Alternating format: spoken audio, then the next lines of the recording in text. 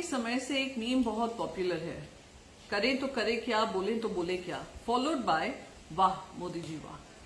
तो आज जो एक नई खबर सामने आई है अखबार के माध्यम से कि लोकसभा ने एक हैंडबुक निकाली है giving a list of unparliamentary words. और मुझे वो मीम इसलिए याद आ गया क्योंकि अब यहाँ पे बिल्कुल लागू होती है। कुछ समय पहले विंटर सेशन में मुझे सस्पेंड किया था क्योंकि हम लोग प्रोटेस्ट कर रहे थे अगेंस्ट प्राइवेटाइजिंग इंश्योरेंस कंपनीज। यहाँ पर हम लोग अगर आज मैं उठकर खड़े होकर कहना चाहती हूँ कि ये सरकार ने झूठे वादे किए थे, तो झूठ को उन्होंने अनपार्लियामेंट्री बता दिया है। अनपार्लियामेंट्री लिस्ट में ऐसे ऐसे शब्द हैं जो स्कूल के बच्चे तक इस्तेमाल करते होंगे, उनके स्कूल रोकते नहीं होंगे। किसी को लायर कहना या लाइज कहना कि you are lying, even a school teacher tells you that, पर उसको अनपार्लियामेंट्री आज पार्लियामेंट ने बता दिया है। आप कहोगे कि द डेटा सीम्स फज्ड, फर्स्ट को इस अनपार्लियामेंट्री बता दिया है। अगर मैं कहूंगी आप गरीबों के लिए घड़ियाली आंसू बहा रहे हैं, घड़ियाली आंसू को उन्होंने अनपार्लियामेंट्री बता दिया है।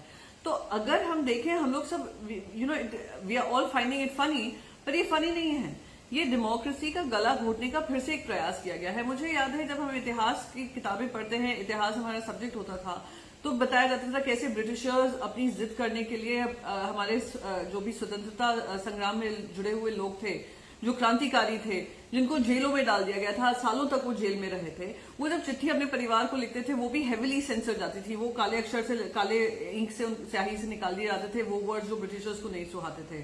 फिर इमरजेंसी की बार एग्जाम्पल भारतीय जनता पार्टी देता है, कहते हैं किस तरीके से रेडियो पे पाबंदी लगाई, मीडिया पे पाबंदी लगाई, प्रिंट पे पाबंदी लगाई, वर्ड्स को ब्लैकआउट कर देते थे। वही हरकत आज सामने फिर से आ रही है इस माध्यम के थ्रू। मैं अगर कहना चाहूं ये सरकार गूंगी और बहरी है, तो बहरी अनपार्लियामेंट्री हो, वो रिकॉर्ड से एक्सपंज हो जाएगा। तो आज विपक्ष की जो जिम्मेदारी होती है प्रजातंत्र के उसूलों को पालन करने की, और कॉन्स्टिट्यूशन कहता है कि अगर एक मजबूत सरकार है तो एक मजबूत विपक्ष होना जरूरी है। अब विपक्ष का दिन रात गला घोटते हैं, लोगों को सस्पेंड कर देते हैं। अब वर्ड्स को ऐसे कर रहे हैं कि जब आने वाले समय में कोई पार्लियामेंट्री रिकॉर्ड्स देखना चाहेगा, उसमें से आधे से ज्यादा जो विपक्षी नेताओं के जो वर्ड्स होंगे वो एक्सपंज कर दिए जाएंगे रिकॉर्ड से। तो ये गरिमा नहीं है पार्लियामेंट की। गरिमा वो होती है कि आप सुनने की क्षमता रखें, पार्लियामेंट्री वर्ड्स यूज करें। हिपोक्रेसी, इनकम्पीटेंस, फज्ड, झूठ, lies and various other words have suddenly become unparliamentary. आप दिन रात लोगों को आंदोलन जीवी कहते हैं, पर आपको कोई जुमला जीवी कह दे तो उसमें अनपार्लियामेंट्री हो गया। कोविड स्प्रेडर की तो इतनी बात की थी जब महाराष्ट्र में महाविकास अघाड़ी सरकार थी, उद्धव बाला साहेब ठाकरे जी के ऊपर पार्लियामेंट के अंदर से अटैक होते थे, पर उसको आज अनपार्लियामेंट्री कर दिया। फिर आप कह रहे हैं लॉलीपॉप भी अनपार्लियामेंट्री है। प्रधानमंत्री की ढेरों स्पीचेस आपको मिलेंगी जहां पे उन्होंने बात की है।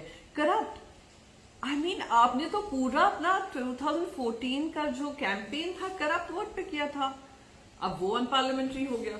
तो आप समझ सकते हैं कि कैसे इसको पूरा गला घोटने का काम है, पार्लियामेंट में एक विवाद खड़ा करने का काम है कि आप संवाद नहीं करेंगे, आप राय मशवरा नहीं लेंगे, आप सीधा इस तरीके की बुकलेट निकालेंगे जिससे विवाद ही हो। ये दुर्भाग्यपूर्ण है। शायद मैं उम्मीद करती हूँ सरकार इस पर फिर से ध्यान देगी, पार्लियामेंट के जो कर्ता धर्ता हैं वो लोग इस पर ध्यान देंगे और इसको वापस लेंगे, वरना हम सभी would be guilty of using words which are unparliamentary.